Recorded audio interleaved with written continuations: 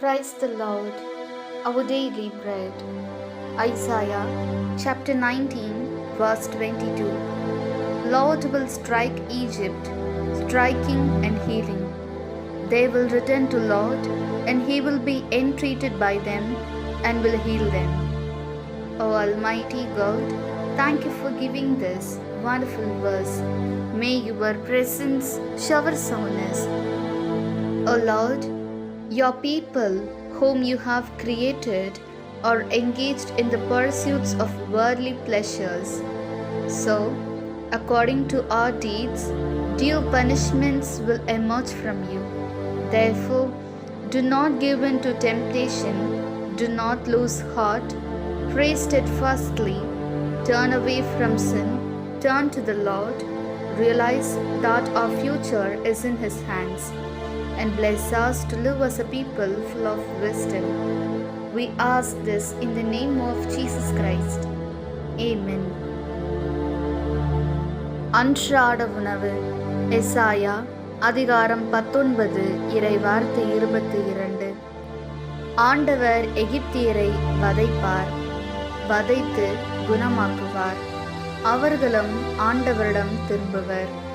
அவரும் அவர்கள் விண்ணப்பங்களுக்கு செவி சாய்த்து அவர்களை குணமாக்குவார்.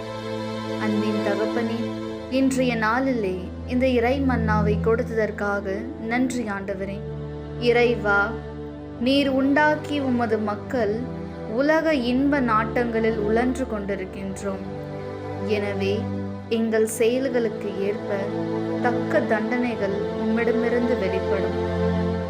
எனவே சோதனைக்கு உட்படாமல், மனம் தளராமல், உறுதியோடு ஜெபித்து பாவத்தை விட்டு விலகி ஆண்டவரிடம் திரும்பி நம்முடைய எதிர்காலம் அவர் கையில் தான் இருக்கிறது என்பதை உணர்ந்து ஞானம் நிறைந்த மக்களாக வாழ எங்களை ஆசிர்வதியும்.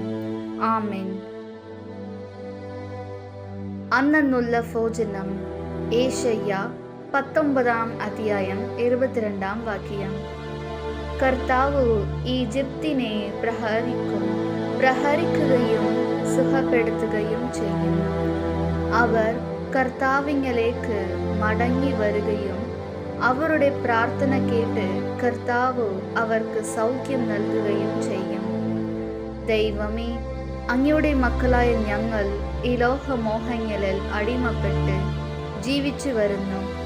ദൈവമേ, ഞങ്ങൾ പാപം വെടിഞ്ഞ് വിശുദ്ധരായി ദൈവഹിതം നിറവേற்றி ജീവിക്കുവാൻ വേണ്ട കൃപ നൽകണമേ. ആമേൻ.